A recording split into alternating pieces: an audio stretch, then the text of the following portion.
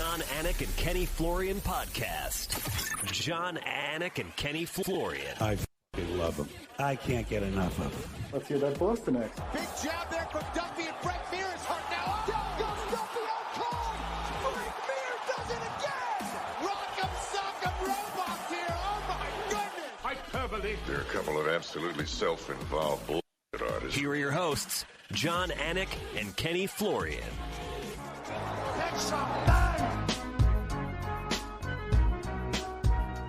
Why would you not go live on a Sunday morning? Why would you not go live? Ken Flo up into the wee hours of the morning ingesting another UFC fight night at the Apex. Then he had a shoot this morning, and I asked you guns or television. It was not a TV shoot this morning. You were shooting pistols and probably grabbing them very quickly from about here along your waist to wherever you need to shoot it from. Yes. Oh, you're killing me, dude. Yeah, man. It was a bit of a struggle, a wee bit of a struggle. Why do we need to start these fight nights at 10 p.m., John? Why? Yeah, well, we're on the East Coast, for Pete's sake. We need to fight back against this tyranny.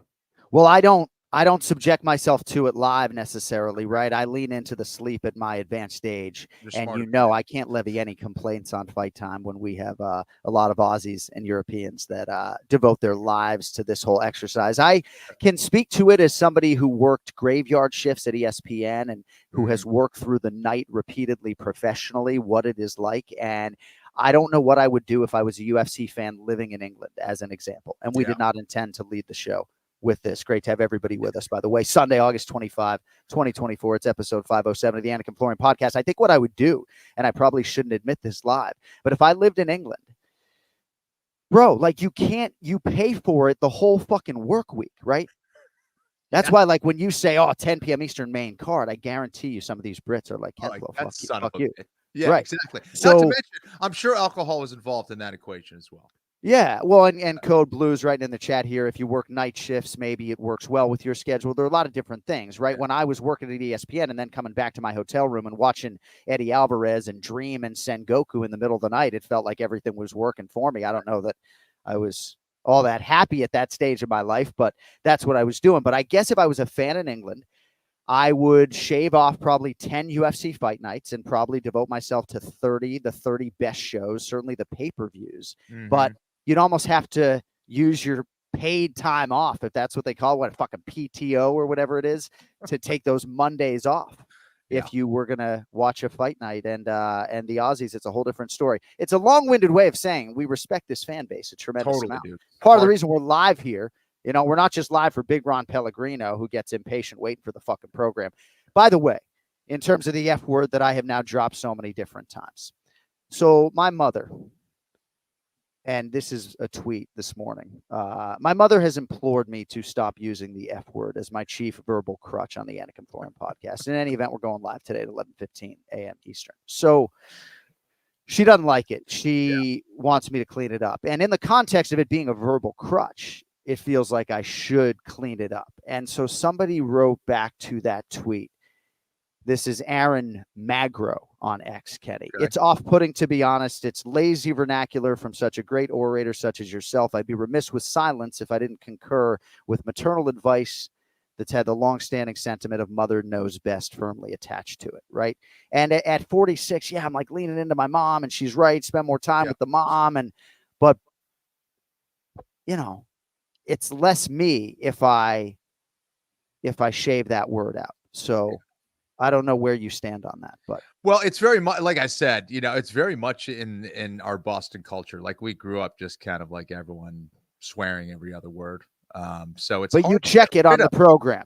Is there a role model? You try. No, okay, I try to be conscious of it because I could let it slip very easily as well, my friend. Yeah. So I guess it's just about how you want to approach it. I don't swear on live TV. We should have Bruce Buffer on. He considers himself a role model.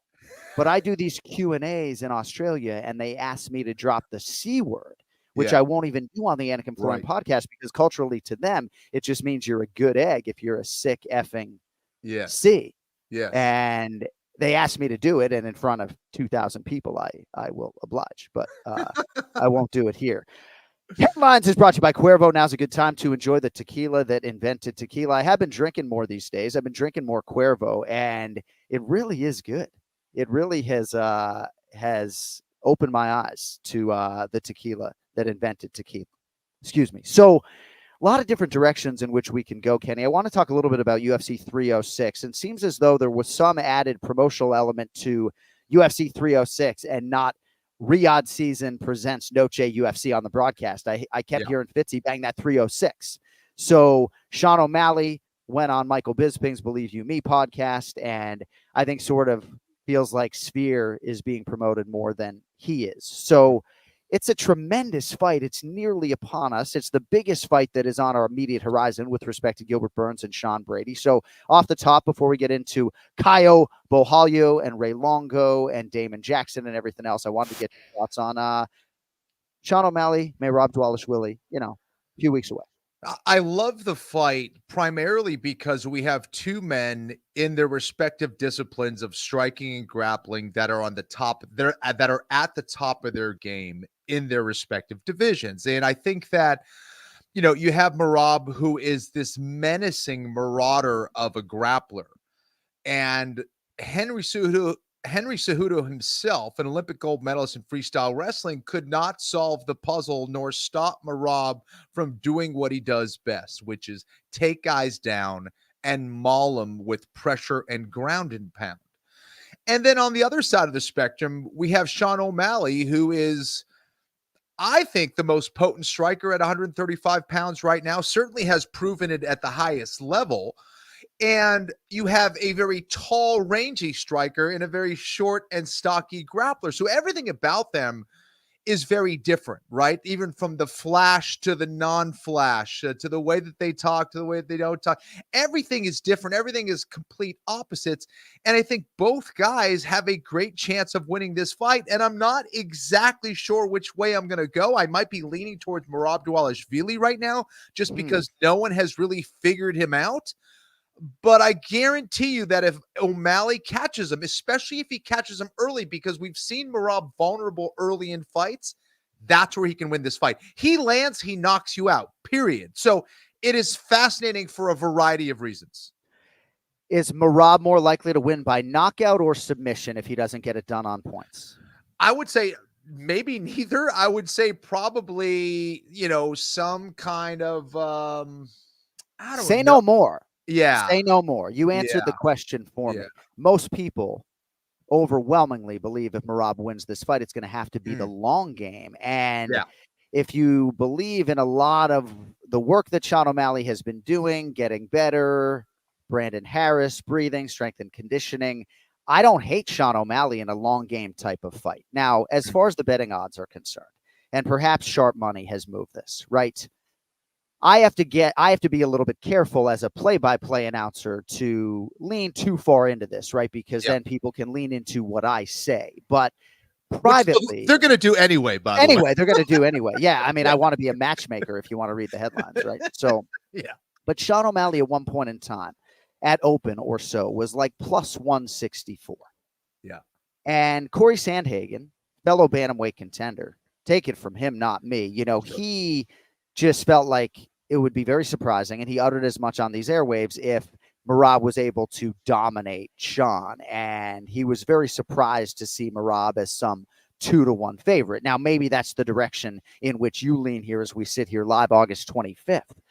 But gosh, man, I just don't know what it's going to take for Sean to get the respect. And maybe because it's plus 164, and I don't want to lean too much into disrespect because betting odds aren't necessarily rooted in respect, right? Because plus 164 is gone. He's plus 100. I said today publicly on X that I think he's going to close as the betting favorite, right? But I don't know, man. Like, I understand Merab's a real tricky matchup, but Sean, just to me, I just still think in the court of public opinion, it's not like a Paddy Pimblett thing necessarily, right. But I still just, Ilia Topuria is everybody's cup of tea. And I still feel like, what's the betting line on Topuria Holloway? I just feel like Ilia gets a different level of respect than Sean for whatever reason. Well, I'll also say this, is that O'Malley does a phenomenal job of really maximizing that length. And he does it not only with the long-range weapons that he uses, but his footwork is very, very good. And he does a lot of that to take care of the wrestling element or to get that out completely. So he's always in the proper range. If you're not in the proper range to shoot or take someone down, then you obviously can't implement that. And I think that's what it's going to come down to.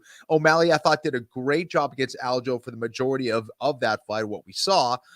Even though that wasn't a long fight, it showed that he can do that. And Aljo is not a little guy like Merab is. Aljo's huge. So I think that was a great prep in a lot of ways for someone like Merab. Yeah. I would assume we have the 30-foot octagon at Sphere, but you just never know with all the pageantry that is planned. I find it very interesting. We'll see how it goes down. And obviously there will be a heavy Merab focus on this program for obvious reasons. Ray Longo will be in his corner September 14th. That's Longo's ticket inside Sphere. DC and I don't even want to go in there until fight night. I don't even want to go in there for rehearsal.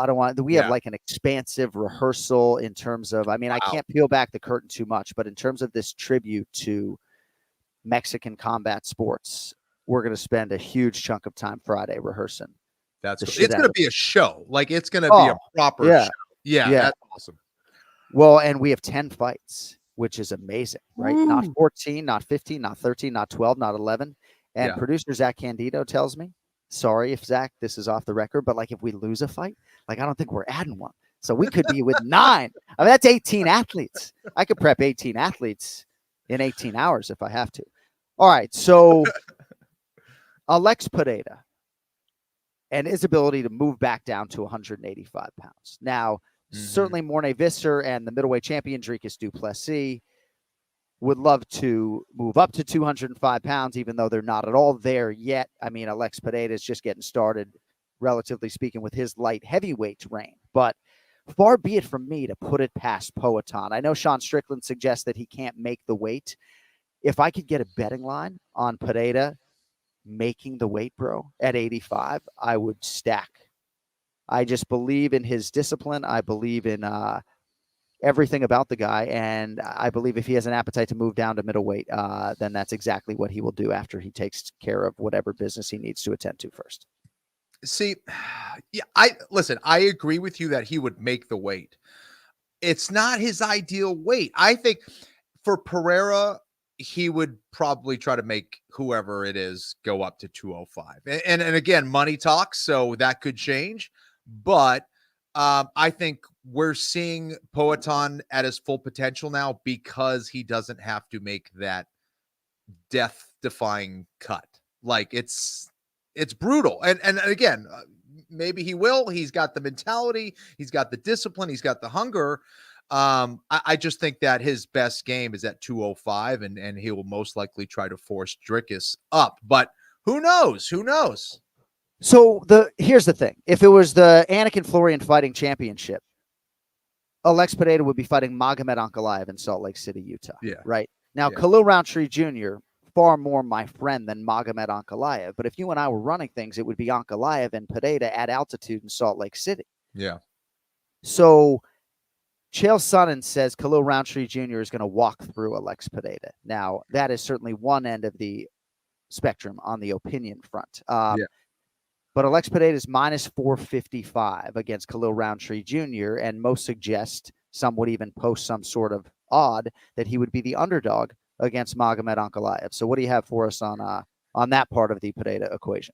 Well, I do think that, Chael may believe that. I think it's most likely that, he wants to get people more interested about that fight.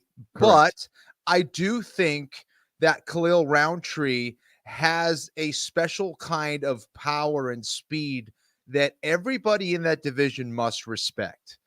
I think that Khalil, if he hits you properly, it's going to hurt you or put you to bed. And I think that from that perspective, if Khalil's going to get a title shot, he wants it to be against Poatan and not someone like Ankalaev. Yeah. Right. So matches make fights. I think it's going to be really exciting while it lasts. But I think it's fair to say that Pereira has probably faced a lot of guys like Khalil Roundtree as well. Yeah. And I think he's at this stage of the career where he's not going to take someone like him lightly. If you fight Khalil Roundtree, no matter what kind of style you come from, you have to respect him. I know we got to get to Caio Borralho and Ray Longo and everything else. There's so many things that I want to pick your brain on. See, what people don't realize, I launched the show in 2015 is because Ken Flo wouldn't take my call. So I figured I'd do a podcast. I could just ask him all these questions about mixed martial arts. All right, let us go 3 wide now and welcome on the star of the program. Today's Ray Longo Minute is presented by DraftKings. Stay tuned because you'll hear more about DraftKings and all it has to offer throughout the show. DraftKings, the crown is yours. Raymond Peter Longo. It's good to see you on a Sunday morning, man. How we feeling? No, how you feeling? In a better mood this week. Are we back? Yeah, we're back. And I guess I should take this time to apologize to absolutely fucking nobody. No, I want to apologize. I want to apologize to Kenny first. So my twin brother was actually very off put by the way I handled Kenny chewing gum on the 506th episode of the podcast. I deserve every bit of it. Wasn't chewing gum, was he? So in most aspects of my life, especially right now, I am the bad guy. But I don't know. Like, I wouldn't show up to episode 1 of a podcast chewing gum. He shows up to episode 506 chewing gum. But I guess the way Jay just said, there was nothing gentlemanly whatsoever about the way you approached Kenny about the gum. Wow. Listen, I take no offense to it. I think you were right. You were right. You run a tight ship, Ken Flo. Exactly. And now, Kenny, your hat's fucking straighten it out. I know.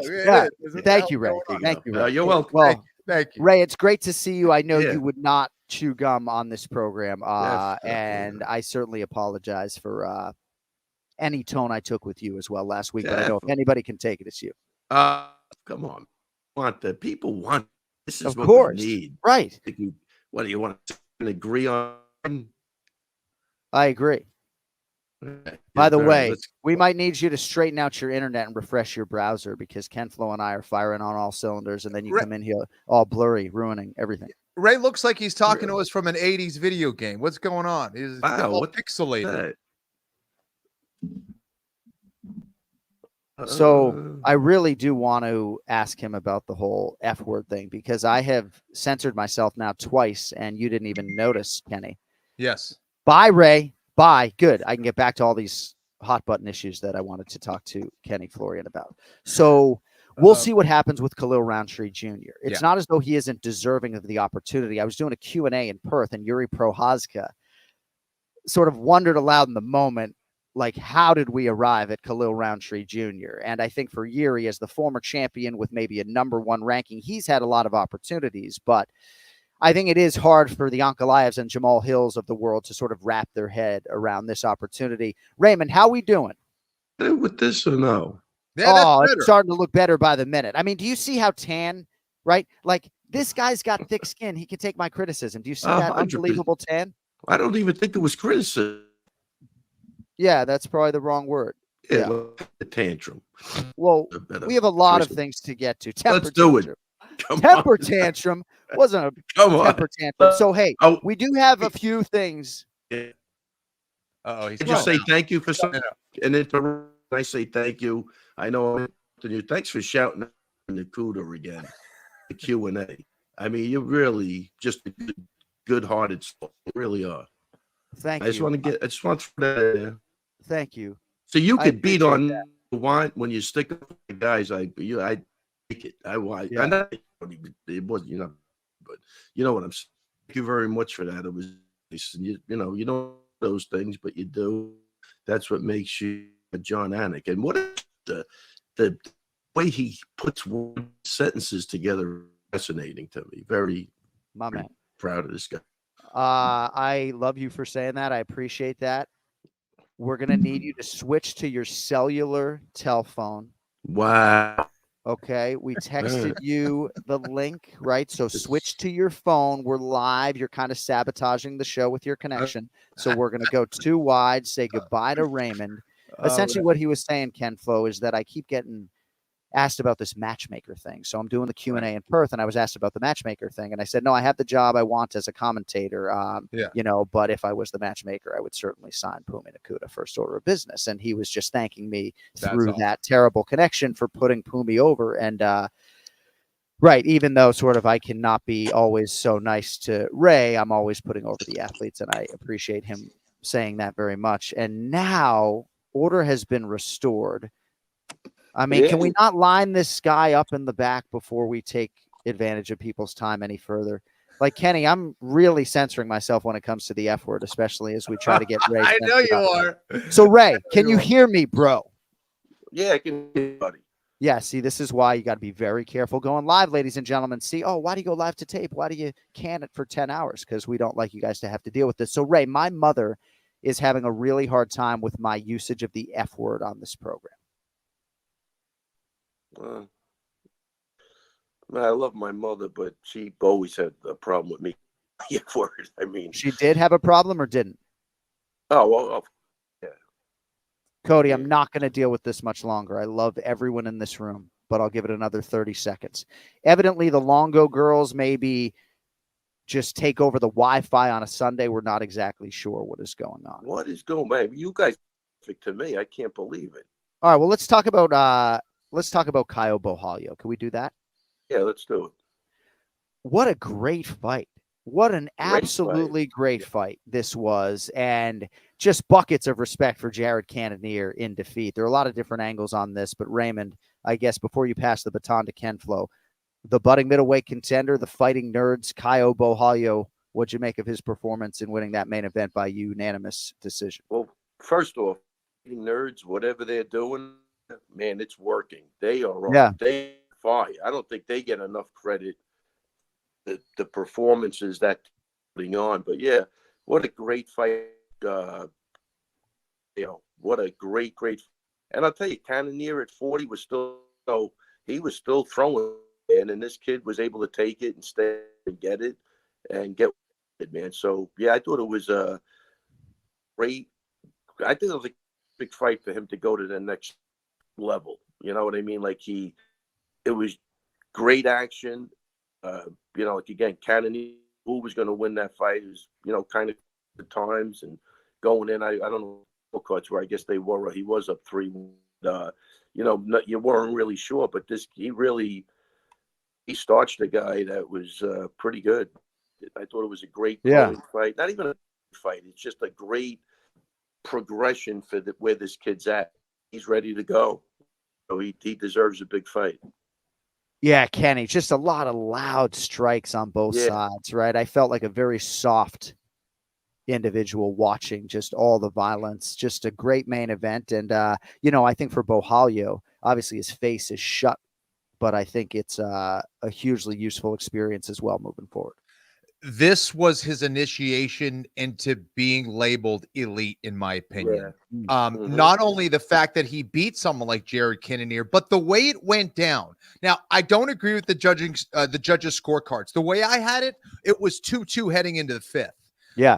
Right. So to have that and be in that situation for the first time in your first main event 5-rounder in the UFC, and to pull it off against a tough-ass veteran like Jared Cannonier, dude, that proved to me he is elite. I can get behind that dude. Like that is a guy who can also do it all. And he did it largely in Jared Cannonier's realm. He did it with the striking. Borralho could have taken him down. He could have, done it, and he did. There was a couple of, but the majority of that fight was in Cannonier's realm. And the fact that he was able to do that and outstrike him like he did, and at such a critical moment in that fight, shows he's a gamer and he's ready for brighter lights. Yeah, and I'll tell you one other thing. Even if it went to the decision, I'm still agreeing with Kenny said. Like, even if it went to a decision and he still proved this is where he belongs. Because that would have been more of a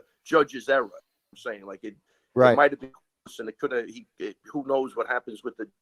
But either way, after what he was shout, absorb, how he handled himself, and when they kind of near to go forward, the other guy really wasn't letting him. He was him back again. So it was a battle of wills, also, and I that's what I love about it. I think that kid stayed calm, cool, and collective under a lot of pressure.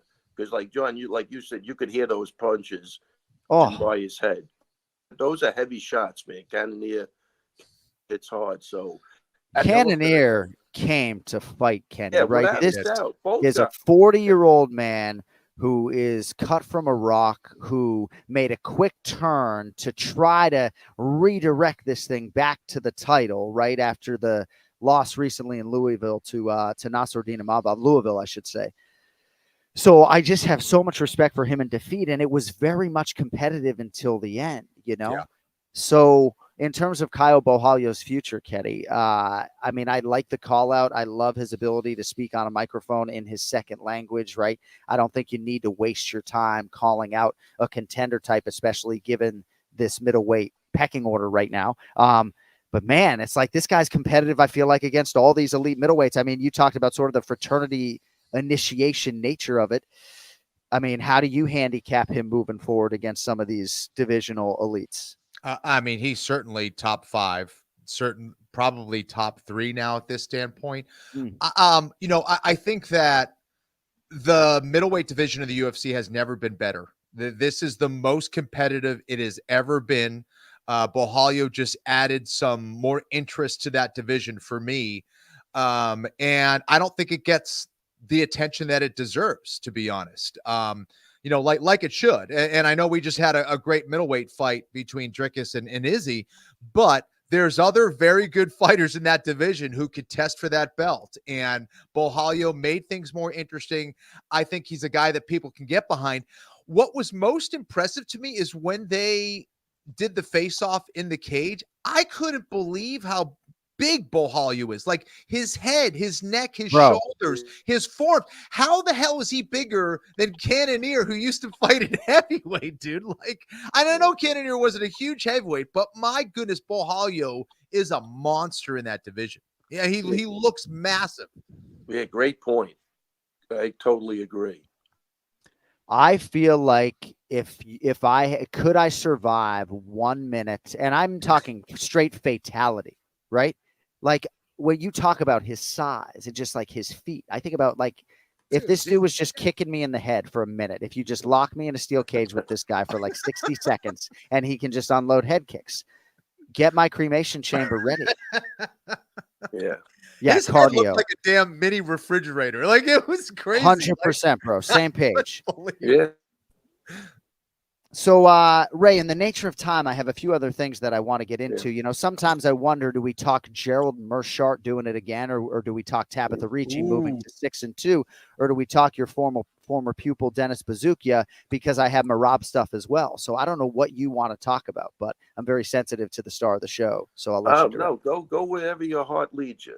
Well, so dude, Gerald Meerschaert, I mean, as the president of Team Florian, we don't want these guys to start racking up submissions, but most submissions in UFC history, Charles Oliveira, 16, Jim Miller, 12, and with 11, Damian Maia and Gerald Meerschaert, who is now the most decorated finisher in UFC middleweight history, right? Wow. And he had 5-0 total, man. That was those fights. Those are the fights that you really love when a guy comes from behind and he's on the brink. And again, so who was reffing that fight? He's asking me about referees on a Sunday morning. No, whoever was reffing that fight really did a good job, because it just was about to get, he would move into another position and just about to survived, and he got the finish. Hey, hats off to that guy, GM3 or whatever. Amazing. Yeah, no, really believable, man. See, I like the GM3s.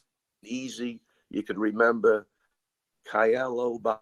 Right. Yeah. How am I saying that? How am I saying that on Sunday morning?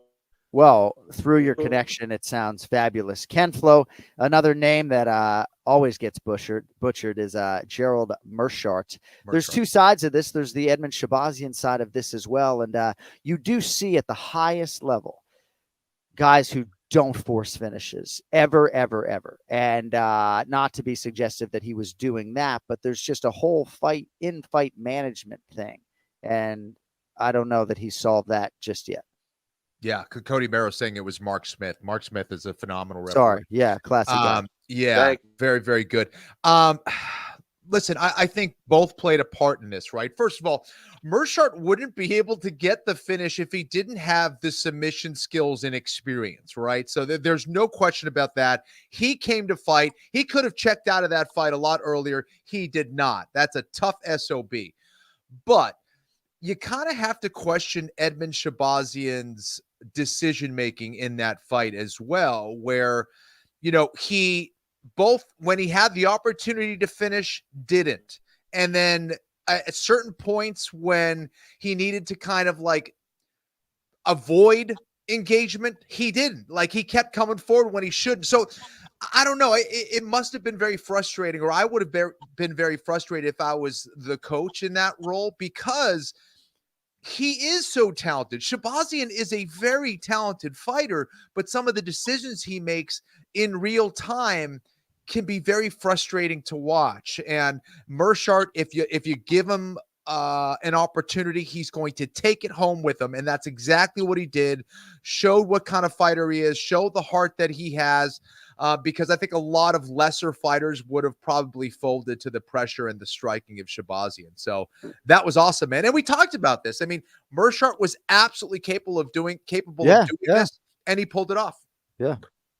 To Kenny's point, like, and you kind of, you got to strengths, right? I mean, and why would you give a guy the only way he could probably fight is on the floor?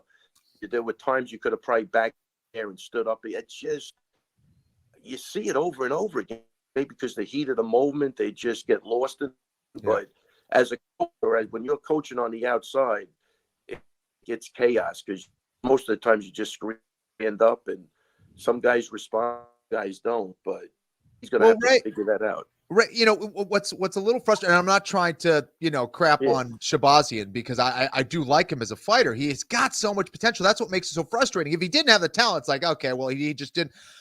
This isn't like within 3 fights of his career. He's had a bunch of fights now under his belt. So I was expecting him to, like, okay, those kind of past decisions are kind of behind him now. I think now he's coming into his own, but they kind of came back to haunt him a little bit. So that was a little frustrating, I think, to watch. Yeah, no, but when you deal with guys, like, we don't really know him, right? We're on TV, maybe you talk to him 10 minutes and you go, oh, I get it now. I get why he's doing what, you don't really know. You know what I'm saying? Like, everything different on the outside. Some people look normal, then normal. Some people don't look normal. It's just something on there though that isn't registering though, and it's not taking a shot. I'm with you. It's just like an observation. He had that fight won. He could have won that fight. That's not good. Yeah. All right. Well, speaking of not good, your connection, but a lot of the people chiming in think it's endearing. Brandon Lawyer says he'd rather see a pixelated and robotic Ray Longo than no Ray Longo at all. But in the nature of the connection, I'm going to get you out of here on this. I'm going to table the Marab stuff until next week so that we can see your handsome face. So did you watch Francis Marshall and Dennis Bazookia? Obviously, Dennis was supposed to fight somebody else, and he got all he could from Francis Marshall. Marshall wins by split decision. Bazookia, I think in some part can thank Dominic Cruz for the fact that Keith Peterson allowed him to fight on when I thought there was a time. I'm serious that this fight could have been stopped. But any thoughts on Bazookia in defeat before we get John out of here? I think he showed a lot of heart coming back from that early knockdown, like you say. I think he was. I don't know if it should have been stopped, but I thought he recovered okay, and he was able to forward, made it a close fight. He came back at the end of the second round, then the third. I don't know, but I thought it was a great fight for him. So he's been calling for that guy for a while. So it was like to me, it was like a really regional, fight. You know what I mean? If Jersey, Staten Island, or New York. But I think close fight. I think there should be a lot of takeaways for see where he goes. I mean, he could have. I don't know if he afforded that loss, but we'll see. All right, in 30 seconds, we're going to table the actual martial arts stuff until next week. But you and I both know Marab can glue his face shut even if the cut is massive. But can't you understand why maybe as a promoter, right? I mean, I know we're in the content creation business, right? But can you understand why maybe a promoter wouldn't necessarily want his number one contender to, be be posting about a cut a couple weeks out from a title fight, or what? Did you have any thoughts on that? I mean, my thoughts are this: 100%. I agree with that. Look, I'm not the guy. You know, we're living in a world where everybody, the phone, the news. It's just that's where. Look, I didn't like. Obviously, look, I'm old school. I don't like it. There were times things have changed now, but they wouldn't even let anybody watch a sparring session. Right. Anybody. I would never ever do that. I think Marab's point is. Here's where. Let me just. Defending it because I really don't like the TikTok. Bullshit with Instagram. Yeah. I don't like it. But I can't even speak. No, you sound great. But the point, like, to Rob's point, his point, I'm getting punched in the face. The cut don't. I'm gonna go through it. Right. It's not like it was where you could target something and end the fight. I don't know if the cut will end the. That would be, that wouldn't be good. Yeah. You know what I'm saying? Like if it was a shoulder knee, where I think it would have been complete. A cut to Marab is nothing. So he's like, his whole guard with cuts. He's looking. That's a non-issue. He's going to get hit in the head. Knows that he's going to get punched in the face. Right. So what's the problem? He knows there's a cut. He's going to now all of a sudden for a certain part of my head. Right. I don't think so. You know what I mean? It's what it is. But if you're asking me about, look, I don't like the post. Of course. Shit. I just don't, No, I get it. I agree with Dana, and Dana's more of an old school, comes probably from the, even with boxing, you have an injury or anything. You know what I'm saying? Like those sparring sessions to be closed door.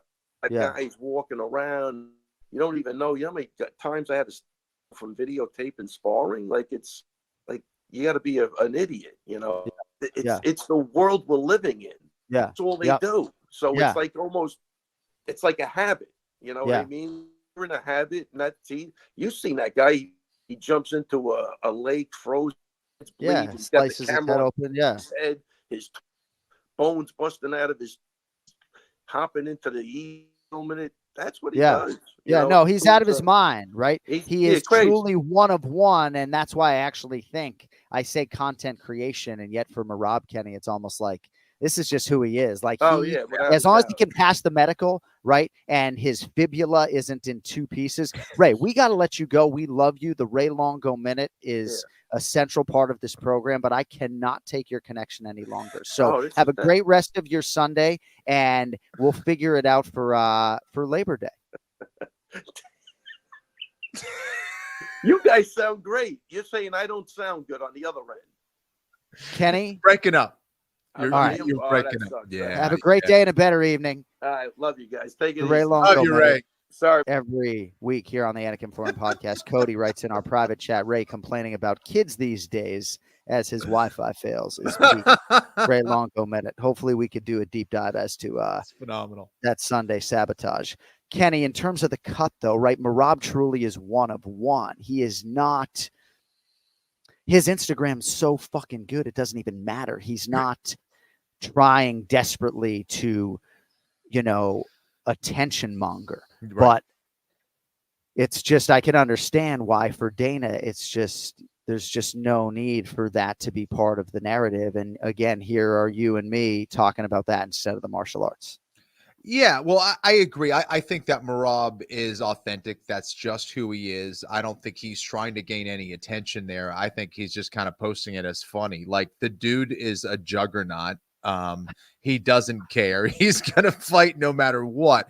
I think where it gets tricky, though, is like, gosh, I hope this doesn't happen. But if O'Malley lands a shot and there's a cut and the bleeding can't stop and it's in a bad spot and, that's what leads to the end of the fight, it's like, you know what I mean? Like, so that's where things get tricky, I think. And I don't know if that's exactly where Dana's coming from, but you don't want to have any of that or any potential commissioner come in and go, hey, wait a sec, we got to inspect this cut. And then they're looking into it and say, now the fight's off. Like that's where, as a promoter, it can be extremely frustrating, right? There's a lot that's gone into this.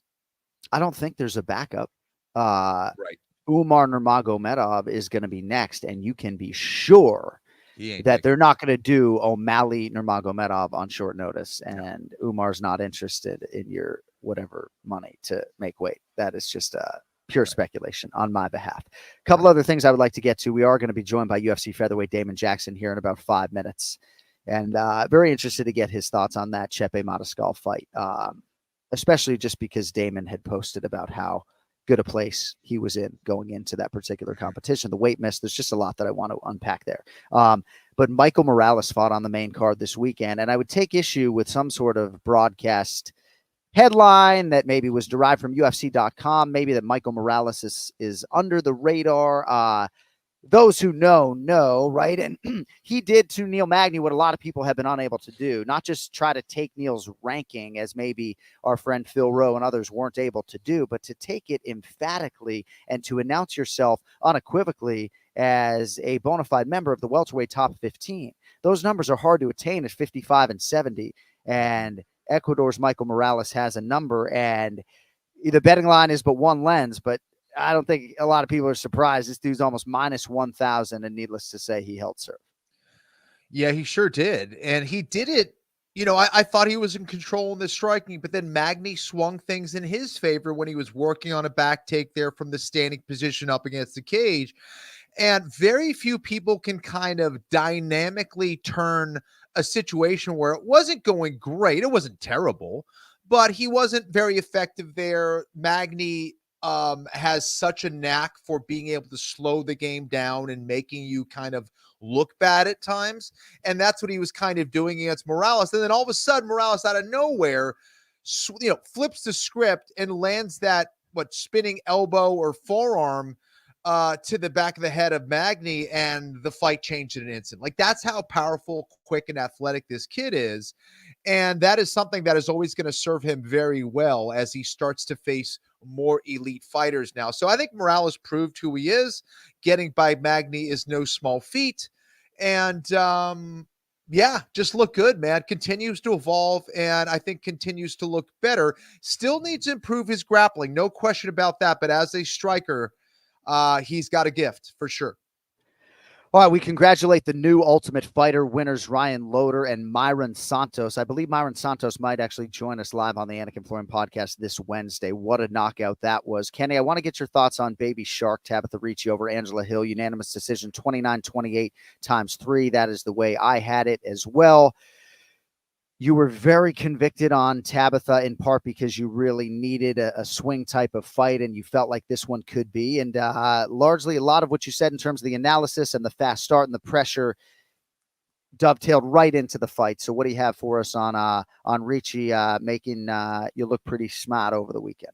Yeah, boy, did I need that one, man. Yeah, listen, I was pretty confident that Ricci would get off to a very good start. She tends to be a great starter. Angela Hill, not so much, but she finishes strong. And I think that's kind of how it played out. I wasn't sure as to whether Ricci would be able to keep that pace over the course of 15 minutes. And I thought that she largely did that against Angela Hill.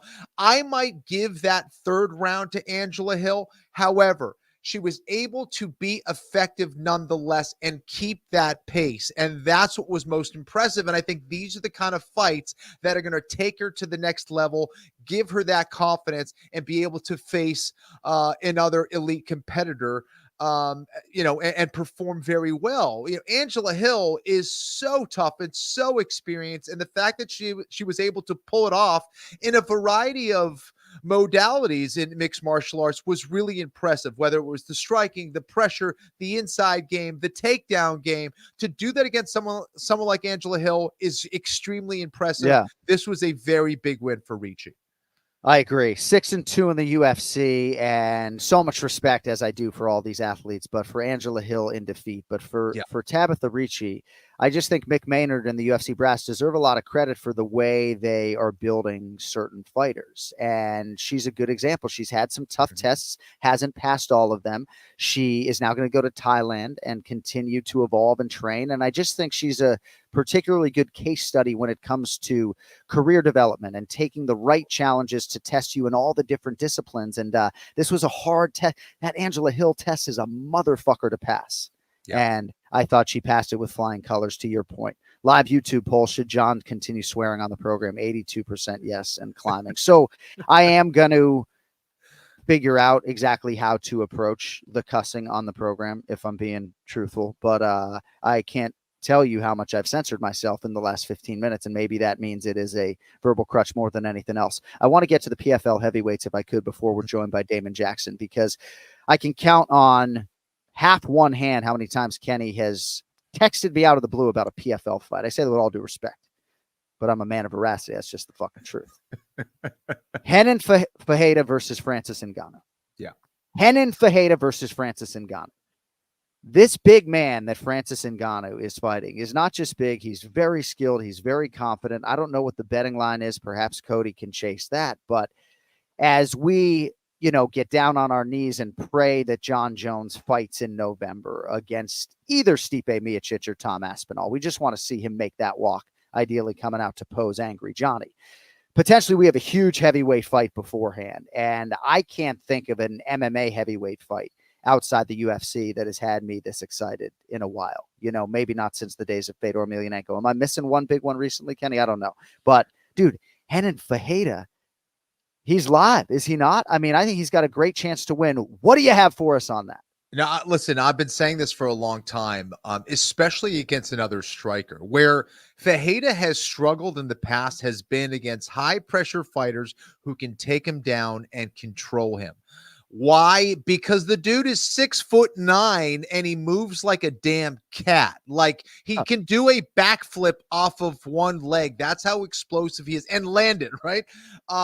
So this is a dude who is extremely dynamic as a striker. He's got a lot of different tools as a striker as well. He continues to improve. Just his size alone is going to be a problem, right? You have to get on the inside if you want to land. And he's really fast. He's coming to his own. He knows how to use his long range now. He knows how to mix in his tools. And if Francis Ngannou decides to strike with him, it's going to be interesting. I'm not saying Ngannou can absolutely knock him out. There's no question about that. Ngannou is that powerful, of course, but I don't think people realize just how athletic and how dangerous Renan Fajeda is. They call him the problema for a reason.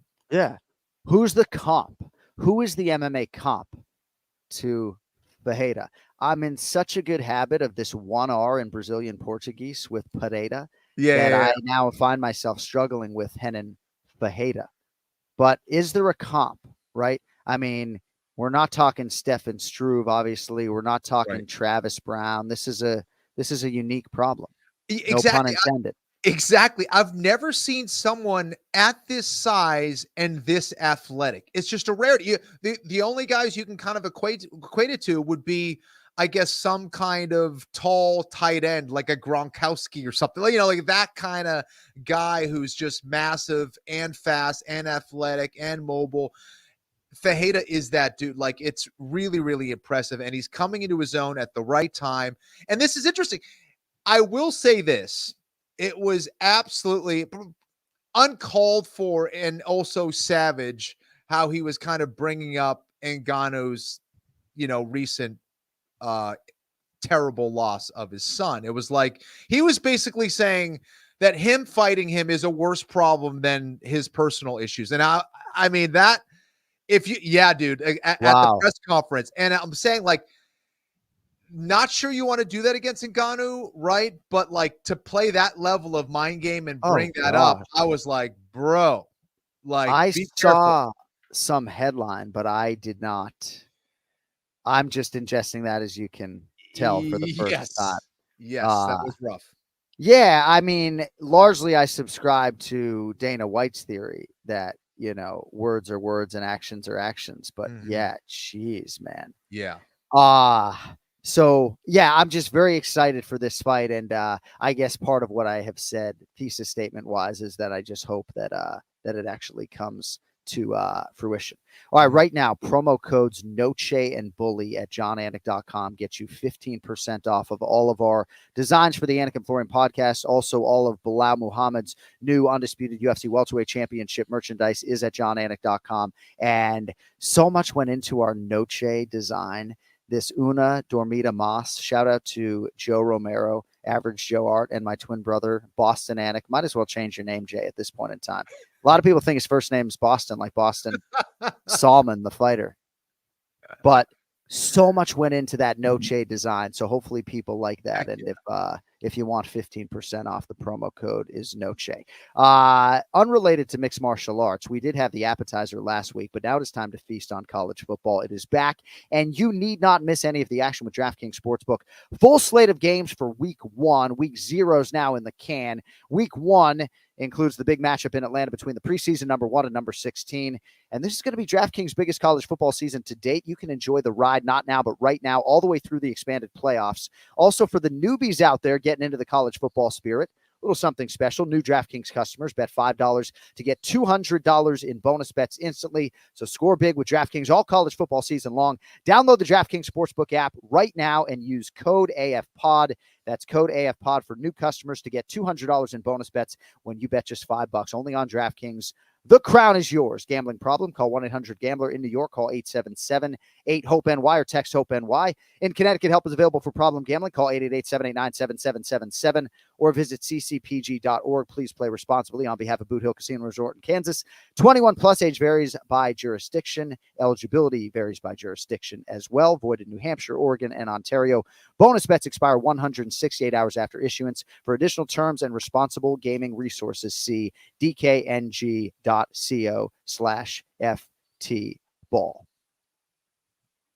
All right, so we are waiting on Damon Jackson. I want to get into a couple of other headlines if I could. Nice to have this connection going strong. So,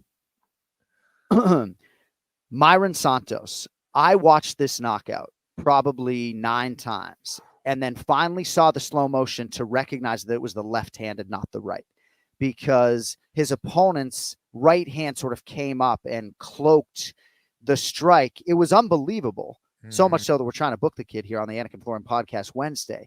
But bro, what a way to announce yourself. And gosh, man, like I believe in both of these Ultimate Fighter finalists, given what I saw, these final trophy winners. But dude, that knockout from Santos, man, that left hand was lightning. Nasty. And so I hadn't followed the Ultimate Fighter. So this was my first time watching this guy go out there and compete. And dude, he looked like a really good seasoned striker for where he's at, you know, for me, right? Really making his UFC debut now. He could be a problem in the future. Came in tremendous shape, very precise, really cool exchange. It reminded me of a high level boxing exchange where he was out of reach, always just out of reach of the other guy's strike. And he landed with a pop, dude, that just shut the guy off. I mean, that was pretty impressive. That was a nasty one. So are Ultimate Fighter guys not bonus eligible? I'm looking at the bonuses. Fight of the night, Caio Borralho and Jared Cannonier for sure. Okay. Performance of the night, Michael Morales and Gerald Mershard. And I love to see the veterans get taken care of. Mm-hmm. But, I mean, if you're Myron Santos, you got to think that's a $50,000 knockout. Maybe not. That was and then Ryan Loder, you know, I thought had to sort of deal with some adversity. And, you know, I like grappling. You know, I like wrestling. And I'm a fan. Dude, Loder I thought the fight was over. I'm like, this kid, he's gonna get finished in the second round. He can't handle this level. He was getting out grappled. Everything was just kind of going wrong for him.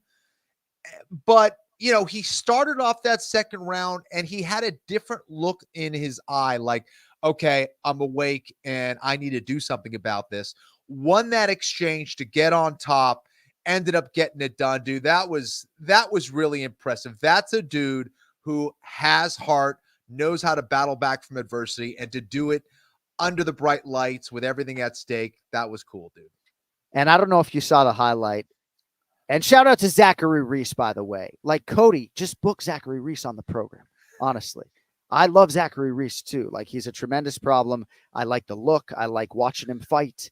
But yeah, I mean, Cody needs Zachary Reese merch like yesterday. Kong Thong, though, in the women's flyweight division, had a knockout to begin the night, right? Mm-hmm. I mean, there were pockets of this fight night that were forgettable. There were pockets that were very memorable. And this show began with an absurd knockout from a flyweight newcomer in the women's division and let the bodies hit the floor. So that was very impressive. Zachary Reese, we mentioned. Francis Marshall, we mentioned. I'm going to give Damon Jackson about 2 more minutes before we buckle on out of here. So I mentioned the Yuri Prochazka thing earlier. I'm just sort of cleaning out my notes here in terms of his relative surprise when Khalil Roundtree Jr.'s name and number was called.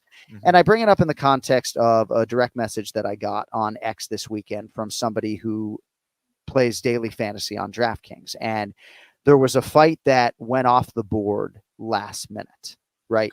Before, on this evening for the UFC. And a lot of people who build these daily fantasy stacks, this is not my world, but it's my understanding that when a fight goes away, they maybe lose that athlete. And they're reaching out to me as someone on the inside saying, hey, what can you do? You know, like when Diego Lopez was supposed to fight Brian Ortega, and then it's Dan Ige, and maybe you got a Lopez stack, or you got Diego in there, and then the fight sort of is no action, and then maybe you lose your DFS. I got no inside information. You know, I'm being told, hey, Rogan and DC are going to call the rest of this fight because we got to tell you what the fuck's going on with Dan Ige. So I can't necessarily be that guy. And oftentimes those things really do happen last minute. So I don't know that there's any great answer on that.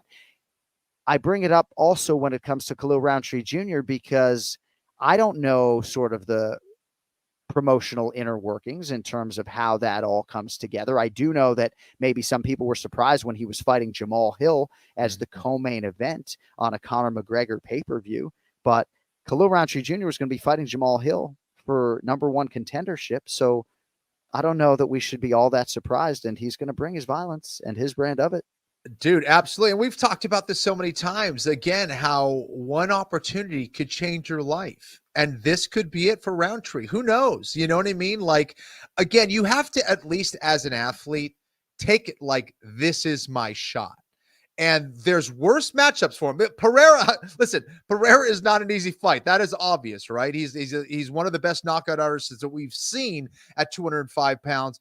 However, this is an opportunity that he can absolutely take advantage of, and he's going to be ready for it.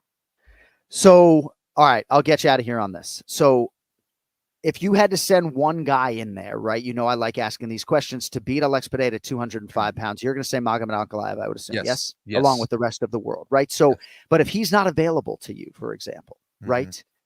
We've seen Jamal Hill. We've seen Yuri Prochazka, right? Who is the light heavyweight that you're sending in there? You can do worse than Khalil Roundtree Jr. going in there trying to, like Robbie Lawler, take a man's soul. So would you send Alexander Rakic in there over Khalil Roundtree Jr. to save a fucking dingo's life, right? Like, I just forget what the betting odds tell you. Forget what Chael Sonnen tells you hyperbolically. Right. He's going to go in there and try to knock out Alex Pereira, and round 1's going to be pretty fun, and round 2 probably will be too. And just might be the faster guy out there. I think he probably will. Like, Roundtree's speed is a damn problem. And I think that's something that Pereira absolutely has to be ready for. Yeah. All right. I think we have the time zones maybe mixed up with Damon Jackson. We'll try to connect with him later this week. We are going to have an episode for you on Monday. We are also efforting, of course, the aforementioned Maiden Santos. And we'll be back with you with Full Throttle Main Event Challenge, and place your bets for UFC Fight Night. Burns versus Brady. Welterweight division is in a great place. We mentioned Ecuador's Michael Morales, and we'll see who emerges as top flight contender there with Sean Brady and Gilbert Burns. Thanks to everybody for indulging us live. Let us know if you prefer the live stuff as early as we can get you the content, knowing that maybe the Wi-Fi might abandon some of us on given days, or if you'd rather wait 12 hours and have the cleaner version that Cody can clean up. That's a serious question. Also feel like I should probe you on the swearing. But DJ! Hey! We got him. What's up, my man? I can't hear him. But Stars and Stripes. I like seeing the Stars and Stripes. What's up, my man? There we go. Not much, man. How you doing? Good. We're doing well, man. We appreciate the time. How's your Sunday going? I just got done with open mat, so it's from 10 to 12 every day. I open my gym, and then we do like grapple, or some people spar, or whatever. I got a bunch of kids here today, so. Well, dude, it's good to have you for a quarter of an hour, and your Instagram video was what compelled me to book you, however long it took me to get you on the show. But obviously you're coming off a fight against Chepe Mariscal, which was just on August 10th. But I did a deep dive on your entire career this morning, so I'm going to go back before we go forward. So July 18th, 2014, you submitted Leonard Garcia. You're 9-0. You win the Legacy FC title. And then a short notice call comes in sometime thereafter to fight Yancy Medeiros in your UFC debut. So that point in time, I'd imagine 9-0, you feel like you're on the cusp, and whether it's short notice or otherwise, that that the next fight is going to be in the big show, or no? Honestly, man, I was like every day I was thinking Dana was going to be at my gym saying, "Hey, you're signed to the UFC, like let's go," or whatever. Like I literally like in my head, I was like a child. So it was just kind of like a matter of time. I thought, just I was very consistent. I fought like 9 times in a year and a half. Like when I went from amateur, like as soon as I graduated college, I literally went pro the second week of summer, and I didn't stop until I made it to UFC. And that was my goal from the beginning. I think it was just kind of those things when you set out a goal, you want to get to a certain place, but you don't really know what it takes to get there and stay there. So I wasn't ready for sure, but no one's gonna turn that down. Yeah, dude, this stretch from September 2012 to February 2014, absolutely insane as I look back on it. So in terms of, since you mentioned it, the college stuff, All-American wrestler, Missouri Valley College, you took 5th place at Nationals. What was your best wrestling memory or two? And you can go as far back as you want to, but what was your best wrestling moment? One of my favorite things that no one really knows about, we had a pride run. And so basically, every year we have our preseason, and at the end of preseason, we don't do it. They don't do it anymore, I think. But basically we did this thing where you run 1 mile around our campus. And then the next mile you have to pick up a 45-pound plate and carry it on your back. And, I did 26. So I have the record, and the record was it was 18. And the guy that got 18, he had a sandbag over his shoulder. He didn't even have the freaking plate. So it wasn't even a real record. But I did 26 just so I could say I did a marathon. Dude, I mean, that. That's something that no one really knows about. That is nuts. I'm glad I asked the question. Doesn't Tim Kennedy suggest that I need to be able to pick up a child in both of my arms and run 3 miles? I can't do it. I mean, your father, you have to think about the craziest crazy. Especially these days now, it's you got to be prepared for that, chaotic, zombie. I don't know, something's coming, I'm sure. So let's go to the Shepe Mariscal fight if we could, and everything that encompassed that fight week. And there was the weight miss, there was the fight itself, there was all the patented heart and toughness we've come to expect from you. But it seems like the preparation for this fight had you feeling like you were the best featherweight in the world, and then your opponent misses by a mile. So take us back a couple weeks if you would. Yeah, man. It's crazy. Everybody's like, "Oh, this is the best camp I had." This is what everybody says the same shit over and over. And it's for me, this was just as a business owner, as a father, as a professional, with everything I've done and coaching and everything. It's this is the best camp that I put in for myself. I was very selfish this camp. I took time apart. I was very focused on my nutrition, focused on my sleeping. I was focused on my recovery, icing every day, doing everything that I don't get to do all the time. But I really took some time. I had people covering classes for me. I had, things that I never take off. I was taking off, and I was making sure I was at every practice, drilling, doing everything. And I've still kept that up even since this fight. But, as big of a weight miss as he had, I think that the preparation and doing everything I've done, it's showing me that I weigh 175. So me cutting down to featherweight is not easy, and it's a big cut, and it's kind of life changing for me because I basically I'm in a calorie deficit 4 days a week. This is outside of training camps. I'm in a calorie deficit 4 days a week just to keep my weight low enough to where I can cut down to featherweight. And training on that is so hard, and the recovery, it makes it so much harder when you're not getting sufficient calories. And I've just noticed that it could be an age thing because I am 36. It could be that, or it could just be that I've cut that weight so many times. And I really went all out with this camp with my nutrition, and I had my weight low. I was ready to go. I had a great cut. Honestly, the last 4 or 5 pounds was not as bad as it normally is. Normally it's like death. It literally feels like I'm about to die. Yeah. And this time, I did my last 4 pounds. I did it in my hotel room. I did a run on the treadmill just to get warmed up, which is crazy. I was running at when I was 149, I was still running, and which is normally I don't do that, and I can't. And then I get in the sauna, the little small box sauna, and I'm watching ridiculousness, watching TV, and just chilling and cut the weight. Went to bed. I didn't sleep, but I went to bed, and I got a text at 3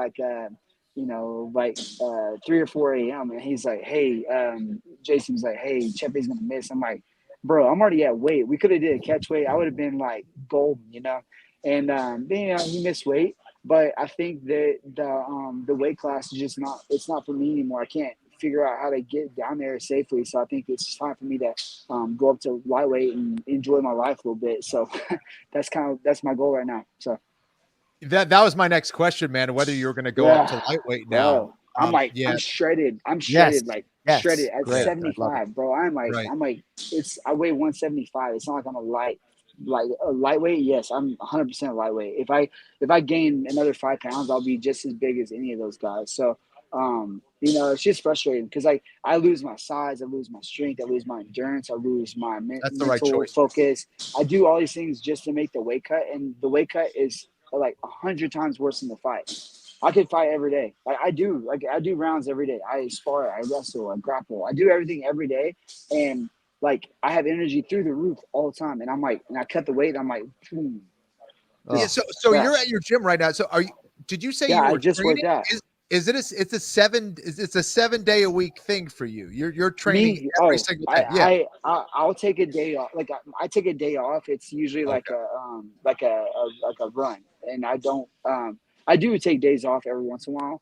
After my fight, I took that Sunday off, and Monday I had to sleep. I slept the entire day. Monday, my body just maxed. It was it just hit a wall, and I was done. And it's so frustrating because I was so prepared, and then to go out there and my body react like that, it's just so frustrating. His weight, dude, I felt the weight. I don't know what he weighed, but I felt the freaking weight, man. He was pressing on me on the cage, and I was trying to lock my hands around him in a clinch, and it was just frustrating, the whole thing, whole performance, and him, just super frustrating, man. And then you talk about Alex Hernandez right before that, and that's why I think that I think he did the weight miss on purpose, 100%, because they saw that whenever the Alex fight, I was like, I don't care if he misses weight, I don't care. So I think that they kind of, I don't know, but I think that they missed weight on purpose because what he lost $6 grand, that's it, and then it's total BS, the whole thing, outside of getting fight of the night bonus, and then I get all that money, there's no repercussion from them missing weight. I think a point should be taken away off the scorecard right off the bat. I think that the fight purse should be half. I think that maybe there's it's a check mark on if you miss it 2 or 3 times, you're cut from the UFC. I think it's just such an advantage to not cut that last couple pounds. Yeah, we have to figure out a way to affect change somehow. Yeah. When it comes to people missing weight, right? And I think where I stand as far as Chepe is concerned. I think for a lot of us as fans, right? And Kenny and I had some disagreement on this, but we want to see him own it, right? And he seemed to, after the fact, at least, express a lot of respect to you and your team and Fortis MMA, but obviously we just don't know. And I do think, as I've said to you privately, I think that loss is going to age well, but I guess it's neither here nor there. I guess big picture, I love hearing that you're never going to weigh 146 pounds as long as you live. I mean, that's very exciting breaking news. But as I go through your career, as I did this morning, I would imagine you're pretty satisfied overall with the body of work. There are very few bad losses here, tons of experience, tons of big wins, tons of finishes in all ways. I know at times it's been hard to get fights and the weight cutting and everything else, but I think you should be commended for this body of work. I wonder where you're at as far as your overall ability to embrace what the journey has been. It's definitely one of those things people people around me, just people around me that are always saying that. They're always trying to tell me. They're always like, man, you did this or you did this. And it's so cool since I opened my gym because I've built this crazy community, from Missouri to Oklahoma to Texas now. And it's from my college and from all these guys, and they're starting their careers, and people it's cool because people will remind me of things that I did and I freaking forgot all about it, because it literally feels, if I swear to God, it feels like I'm in 7th grade in the wrestling room. I swear, every time that I come to the gym, it just puts me back in a place where like I still feel like I've never stopped since the 7th grade. I feel like I've literally, this has been my goal. This is what I wanted. This is like the direction I've went. And there's definitely been challenging times for sure. But, in the middle of me chasing that dream, I've also created a crazy, my family is beautiful. I have 4 beautiful girls, and it's just like the family that I've created and like the atmosphere and the people that I've been around are just, it's so crazy to me. And it's so cool. And it is hard to appreciate it, like while you're in the middle of it.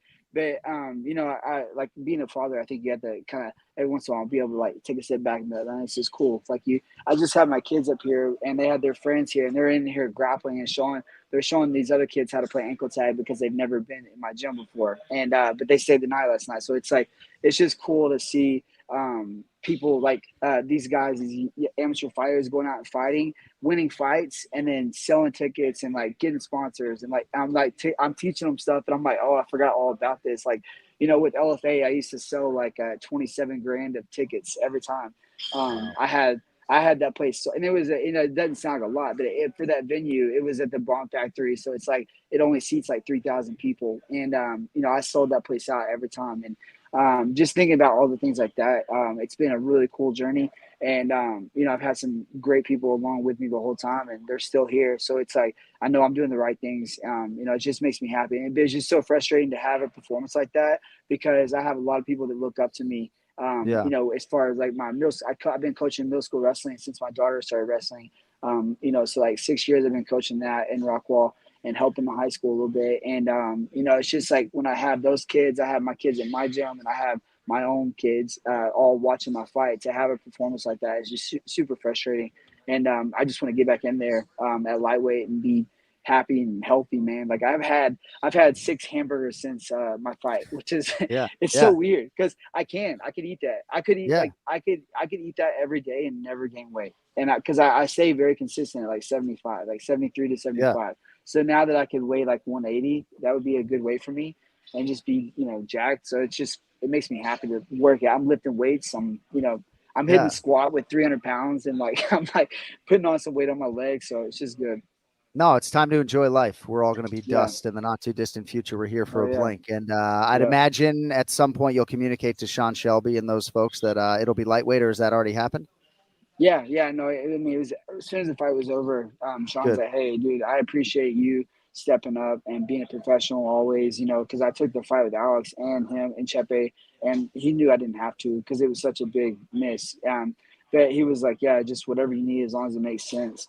We'll make it happen, kind of thing. So we just talked a little bit and that was it. And, like I first I was going to test the waters and like go one time at lightweight and then go back down and try to chase that spot. But I can't do that mentally because it's like how happy I've been since I've started lifting weights and doing some more athletic things like sprints. Like, I mean, talking sprints with a sled. And before I was like, very, very cautious of how much weight I gained in my legs. Because I gained so much weight in my legs. If I start lifting them at all, then I just blow up. It's crazy. Because I used to wrestle at 174, and I had to cut down to 165 my senior year just to, push for that All-American. That's all I wanted, And it was just super frustrating. So to lose all that muscle, because I used to be, jacked at like 183. So getting back up a little bit makes me happy, and just.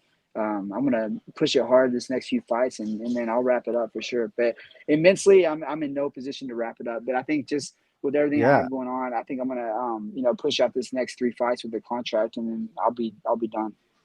Well, you never know how those 3 fights will shake out. If you want to follow the man, it's at Damon B. Jackson, but you'll always have fans in us, and, just a lot of respect for the way you've handled your career and a lot of different peaks and valleys along the way, especially with what happened recently. But we wish you all the best, man. I look forward to seeing you weigh in at 56, maybe before the year is out, my man. But thank you for a few minutes, especially on a Sunday. Awesome, man. I appreciate it. Yeah, thank you. Thanks, it was nice to see you too, Kenny, man. Good to see you, man. A big fan, man. Always a big fan. Thank you very much. All right, Damon Jackson with us here on the Anik Florian podcast. Little PTSD for Ken Flo when we talk to, welterweights turned lightweights turned featherweights. It is just crazy. It is.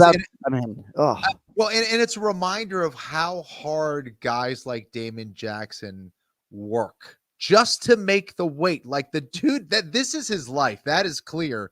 How can you not like someone like that? And this sport is just brutal, man. Just staying at the top, being consistent, making the weight all the time. It's not for everybody, man. But to see someone like Damon doing what he loves to do, man, it's pretty awesome. I did a podcast this week and they asked me, in terms of affecting change with cutting weight, do I think mixed martial arts is going to be in a different position, 10 years down the line? And even though I know some companies are already going to great lengths to try to have people like Demetrius Johnson fight at a more natural weight, I just don't know if we'll ever be there. All right, we got to get on out of here. Thank you to Ray Longo. Thanks to Damon Jackson. Thanks to everybody for indulging us on a Sunday. We'll be back midweek with more content, probably live on Wednesday. Thanks to our producer, Cody Merrill. Also, don't forget Anik and Florian Rewind on UFC Fight Pass. Some good stuff coming up for Sean O'Malley and Merab Dwalishvili. And don't forget KennyFlorian.com to check out our guy Ken Flo. Also, JohnAnik.com for all the Anik and Florian podcast and one more sleep merchandise. Promo code Noche, promo code Bully to support Bilal Muhammad as well. With that, for Ken Flo, I'm John Anik. Thanks for watching. We'll talk to you in about 72 hours. Until then, later.